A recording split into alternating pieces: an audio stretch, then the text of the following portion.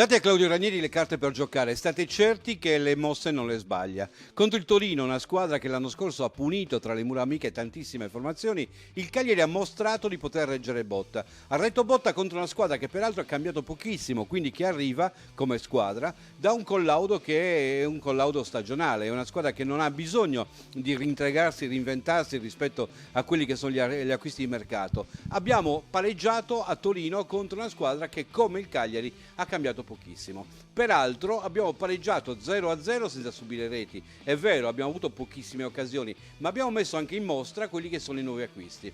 Siamo in pieno mercato, ma se dovessimo valutare i nuovi acquisti da quello che hanno fatto già nella partita col Torino, dovremmo premiare quelli che sono i risultati. Perché? Perché in campo abbiamo visto, ad esempio, Sulemana che è il risultato probabilmente il migliore in campo. Centrocampo che è stato il suo, sia in fase di interdizione che in fase di impostazione. Non sempre ha dettato le geometrie che ha lasciato fare a Makumbu, che è sempre un ritmo più basso, deve imparare a velocizzare molto di più le sue azioni e quindi prendere un tempo in più per riuscire a essere un giocatore di Serie A. Ma certamente Sulemana è stato uno dei giocatori che ha mostrato il suo valore. Come lo ha mostrato Oristanio nel corso del primo tempo, nella coppia atipica Oristanio-Luvumbo. Perché atipica? Perché abitualmente nel costruire la squadra in termini verticali vai a pitturare la squadra sempre con due tipi di giocatore, un giocatore che è il ricambio dell'altro, Oristanio o Luvumbo. In questo caso cosa è successo invece? Che Oristanio e Luvumbo hanno giocato insieme, come hanno giocato insieme successivamente